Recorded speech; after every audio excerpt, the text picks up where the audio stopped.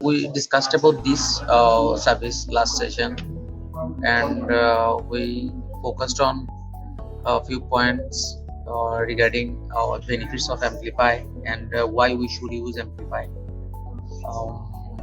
These are the cool features from Amplify. These are some useful resources from Amplify which we can go through. This was the initial very basic solution architecture for Amplify, which I will be completing today. Yes, on our last session there were some glitches, so I couldn't complete it. So first of all, I will complete this one, and then we will be going for this one, which is simplest solution architecture for any serverless application at its core. So these are the core services which we can use and create our serverless application with Amplify and all other services, serverless services. So let's go back to the previous one and complete this one first. So what we will be doing, we'll be creating a repo there. So there will be some basic stubs. So this repo will be used to deploy and store our code there.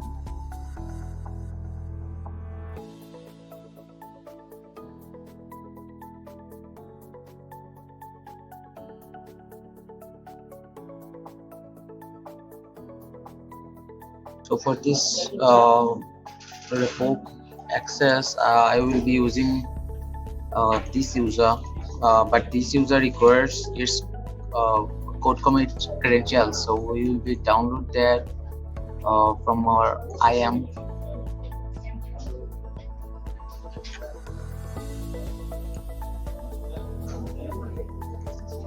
So you could download them from security credentials, generate HTTPS git credentials for code commit, generate it, download it.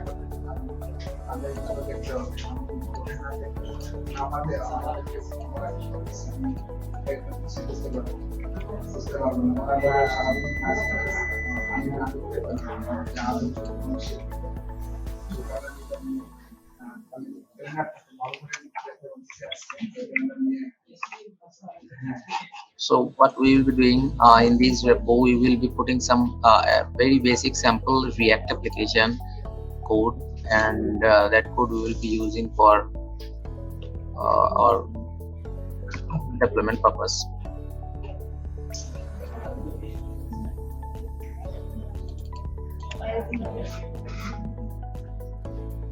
While it is getting tested out there, I will be configuring Amplify by this command.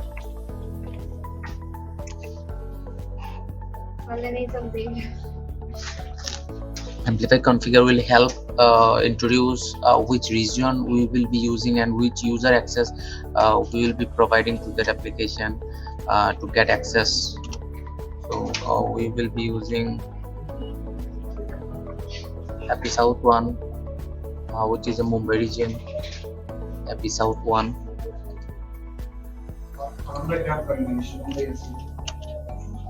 Our username will be the user which has all the access to it, to that application. So for that user we have provided this much access. Yeah, code commit power user, administrator access, and administrator access for Amplify. These three policies can help you build Amplify CICD pipeline for any IAM user. So for this user we have provided these three policies only. It will be asking for access key.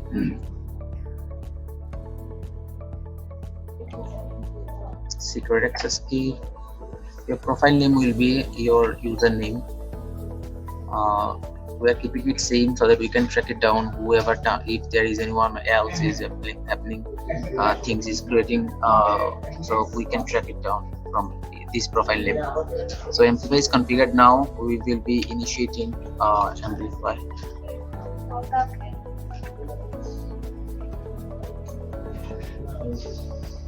Before that, let's see if our application is working fine out there on local. Yes, so the application is working fine.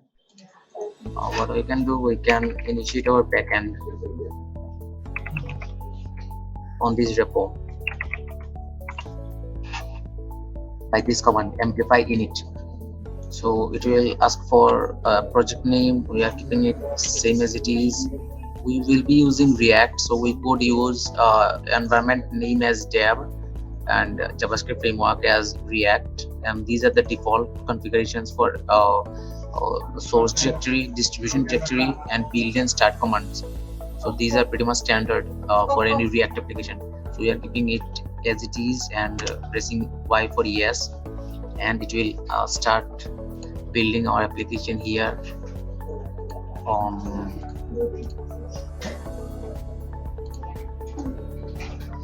on this AWS console. But before that, it will require that authentication. Remember the authentication we had done just before that, initiating with Amplify configure. We will be using the same access keys via these AWS access keys. We will be providing the same access key.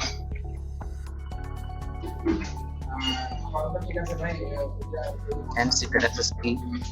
No, we have selected this wrong region there, so we'll just terminate it and start initiate it again.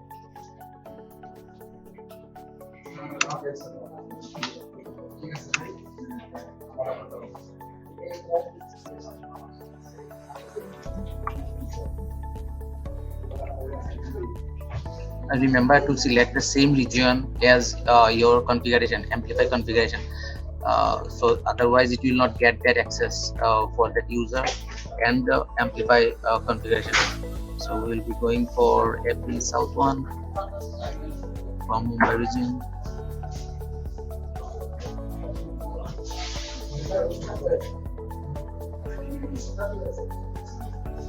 Now it will initiate it, and you will get this application here up and running.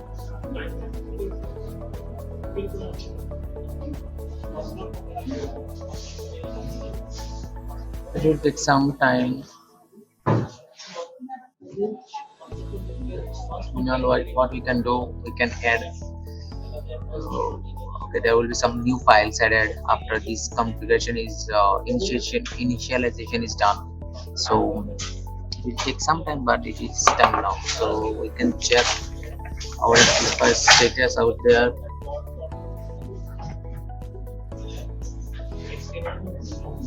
There is no resources created yet, so our environment name is dev, and see, our application is already there. This is our application on console, so it is automatically updated on cloud as well on the same time. So we can check what are the changes have been done on our repo. So see, it has created a separate folder with the name of Amplify. It has updated log file, JSON file, package.json file. It has created few other folders as well. So these things we will be adding in on our repo.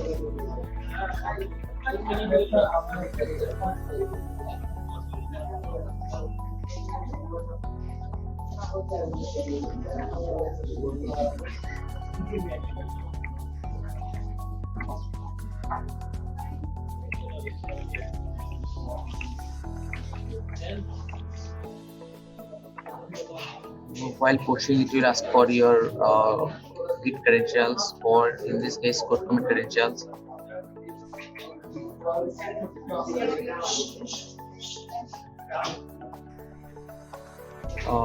Yeah, so it is updated now. What it will be doing, it will be updating your backend as well as your front end. As our front end is not connected yet with that repo, it will not start the pipeline. So we now will connect our repository with this front end environment. Our source provider is code commit, so we will select code commit, connect branch. We will be selecting our repo there, our branch name. There is only master branch what we just committed. Click next for it. Select the environment there. Make sure the repository is selected there.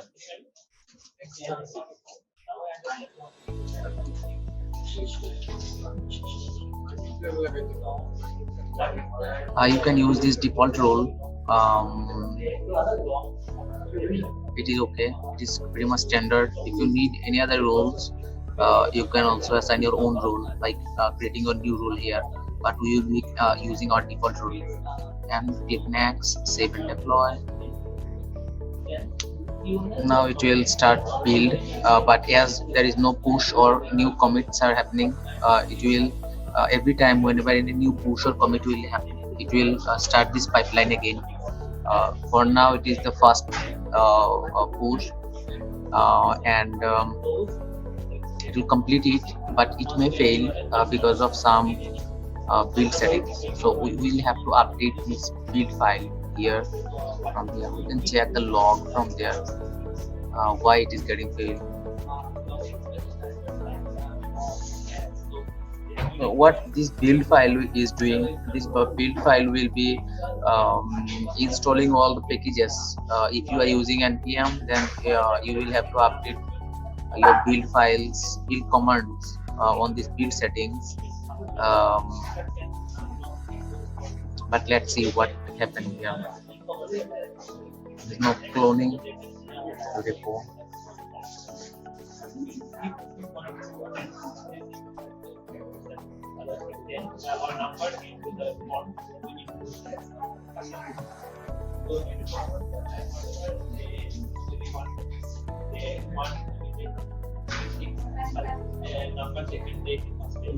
As we are using React, so we will have to update all the necessary npm commands for React to install it, to build it, and then run it. More specifically, these three commands will only work on our side, as we are using React framework. Based on your front-end framework, you may need to update that build settings file.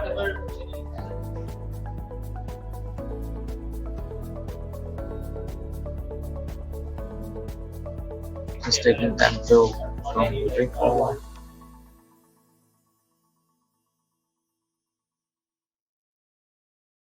So what it does, what it is on that stage is this stage. So it is connecting your repository.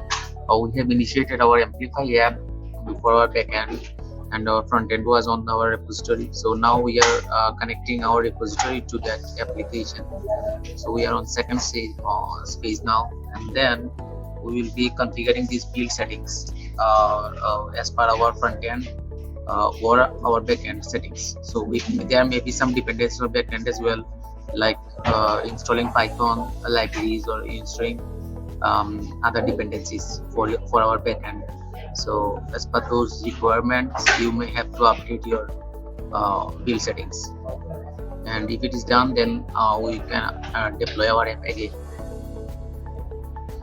So let's see what is happening there. Cloning repository is done, backend field is also done. Now it is deploying the front end, which will get failed maybe. No, it got passed. So you will deploy your application and it will now verify. Okay, so now you can check all these updates here on this domain, which is provided by Amplify. So see, these changes have, the sample React application setup is updated here. Now how will you make sure that your pipeline is working fine? For that, what we will do, we will just update some code on our code base and then see upon pushing if it is getting updated or not.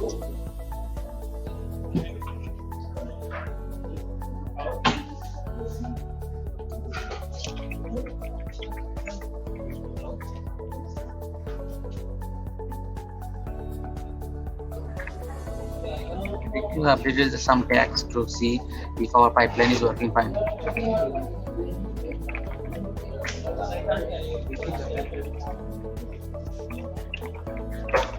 Now what I am doing, I am changing making changes on my repo, and I will be seeing if upon updating or pushing this change, this pipeline, if this pipeline is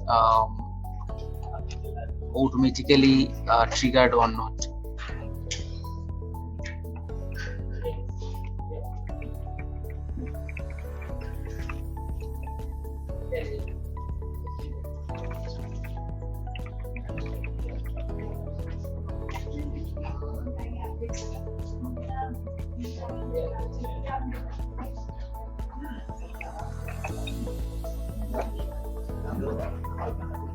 So I have just pushed it. Let's see. See, this pipeline has got triggered automatically based on your latest push. So your latest push you can see from here. See,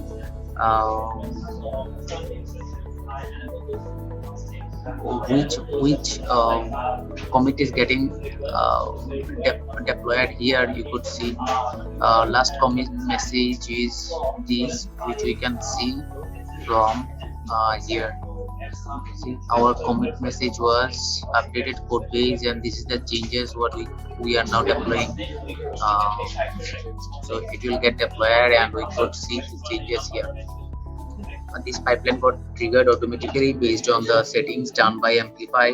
So we did nothing to make this pipeline automated. It is all handled by Amplify. Now that this phase is done and this phase is also done, this solution architecture is complete. We just need to see if these changes get reflects on here.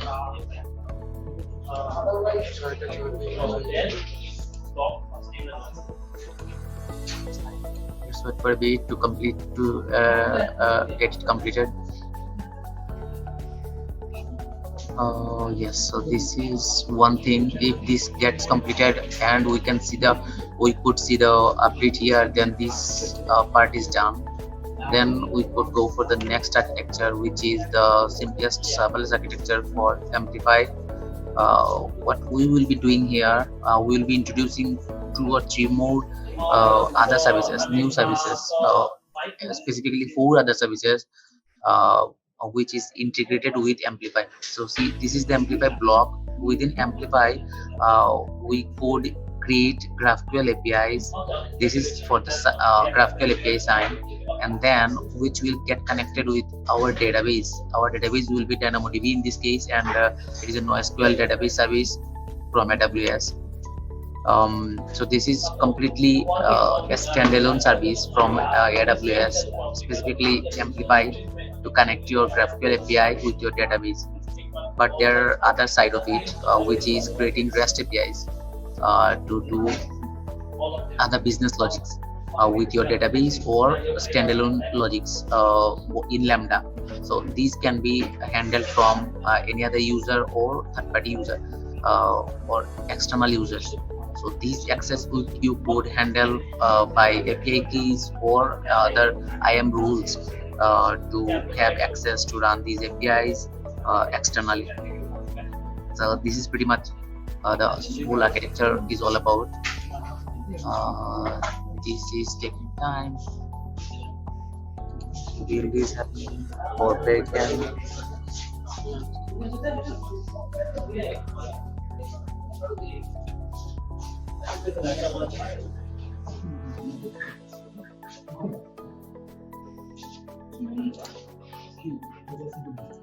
This is the simplest form of serverless architecture to use both. We could make more simplified here by using only GraphQL with our database, but I have been included these two as Lambda and API gateway, which will be responsible for REST API, is another 2 more main services for serverless development.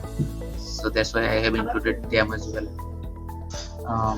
But yeah, we will be using all of them. Backend deployment done, front-end deployment taking time, it is also done. It is getting deployed. You can see all the log here for all of these stages. it is done. It is verified is also done. Now if you just refresh it, you could see the update here. So yeah, with that our this solution is done, which is pretty much self-explanatory. We have configured Amplify and then connected our repository for front end, and then configured the build settings. If we didn't need it to, but if you need, you could do it for your front end or back end dependencies, and then deploy our code. Now if you go here for this solution architecture, what we will be doing, we will be adding some resources, mainly all of these, GraphQL, and then REST APIs, and then Lambda. So let us see the status here first. For Amplify, we will be seeing there is no resources created, and it is empty. And then we will be adding up one by one. By add or no, not add, it is API. So what we are doing now, we are adding API service using this command, Amplify add API.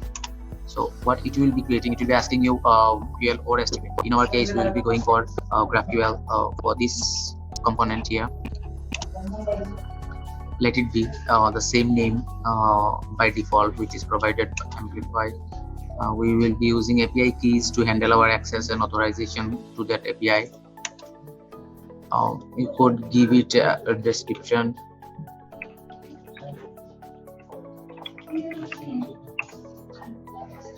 Here you will be defining the expiration date for your API access key. I am using 30 days. I am done pretty much. I don't need to make any other additional changes.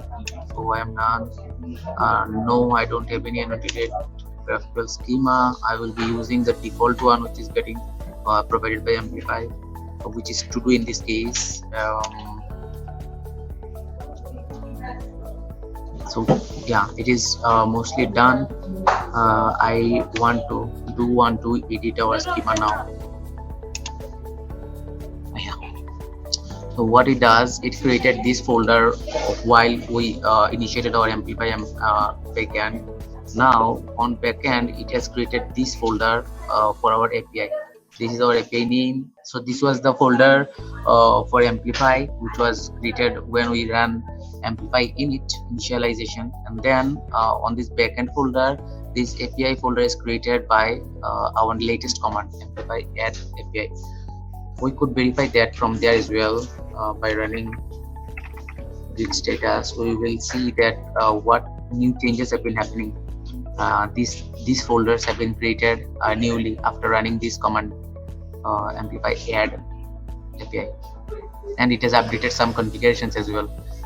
So for now, I am keeping it same as it is, and I am adding it to this schema will be doing. It will be creating a new table called to do, and then it will have these fields on that table, and this table will be a DynamoDB table.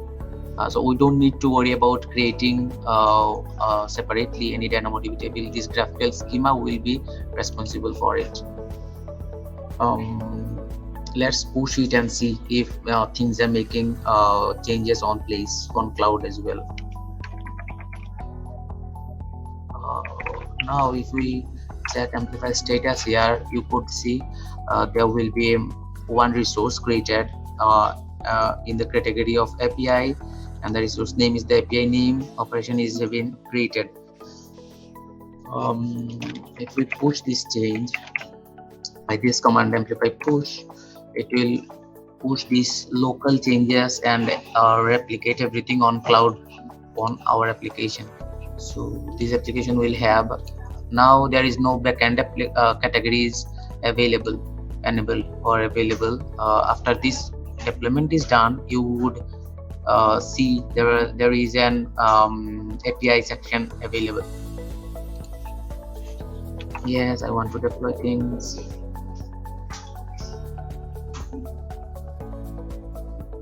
So this is asking for auto-generated code for your GraphQL API, which is pretty much handy. So we will be generating those codes for our GraphQL API. It will be JavaScript.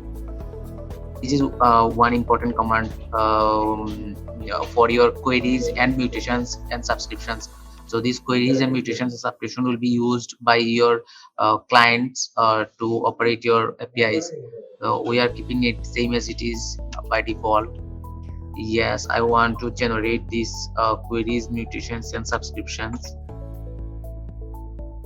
and let it be the default one. What it is giving you the chance to having the depth of your statements. What it will be happening, it will be querying data based on this depth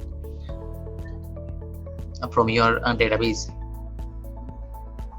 using these queries. So it will now deploy these API on cloud, and we could see those changes happening on cloud. So let me check on DynamoDB as well if table is being created. The new table, remember the table name is to do, and the API name will also be what? See, this one API name will be serverless lab.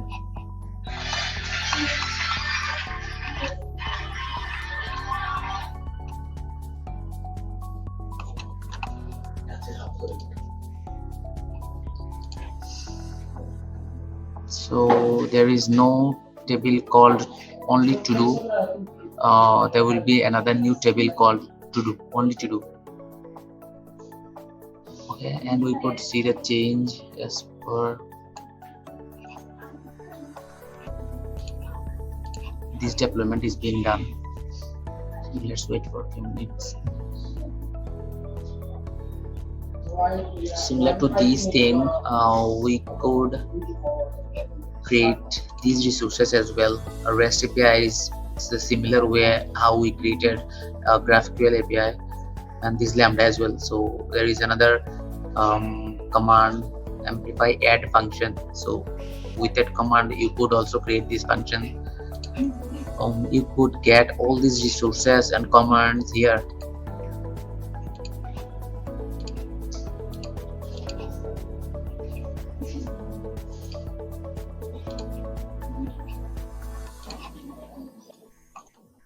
See this GraphQL API, this REST API, storage, all of these are responsible for based on the platform.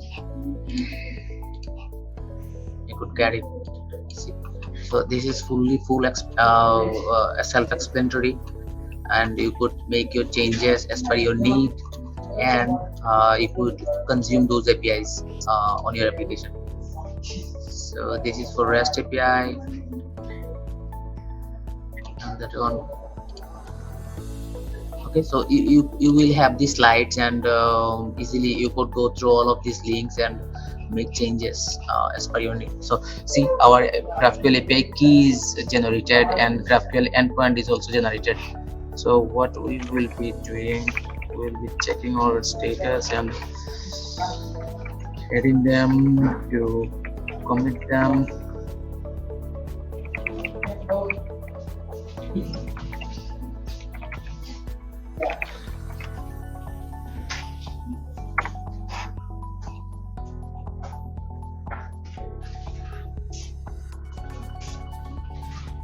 So this will push your front end change as well as your back end change to the cloud.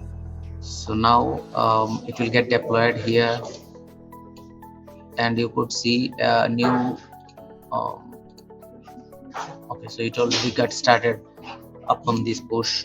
So this push is done, and it is automatically get started deploying things.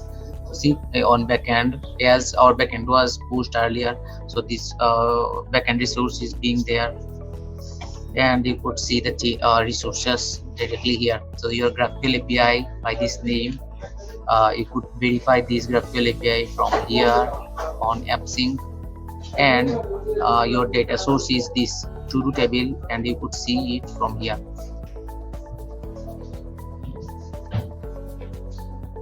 Okay, Okay, so there is no data still there. So this is our table, which is also generated by the GraphQL, and this is our API console.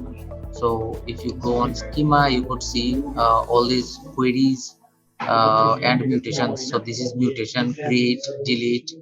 This is mutation are generated automatically. If you go for queries, you could see all these queries to get your posts, and all these mutations to put your post have been generated automatically. So you could just query your data there, or you could create your to-dos, or update or delete your to-dos from directly here, and it will automatically get. Let us create one of them.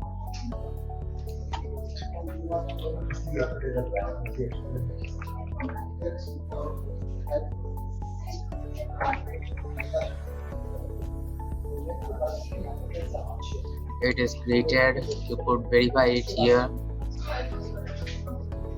Just refresh it. Yeah, see, the data got updated here as per this query mutation.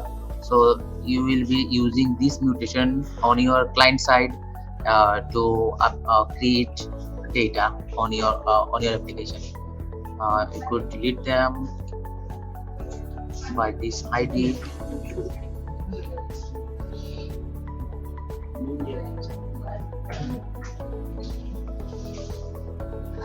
Okay, so it now I what I did, I ran two um, uh, mutation. One was creating one data, and another was deleting the previous one.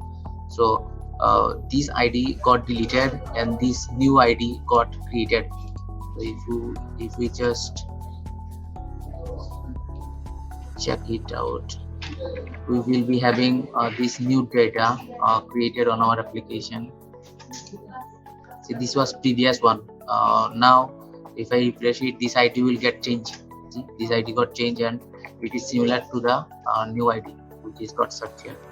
So this is pretty much it.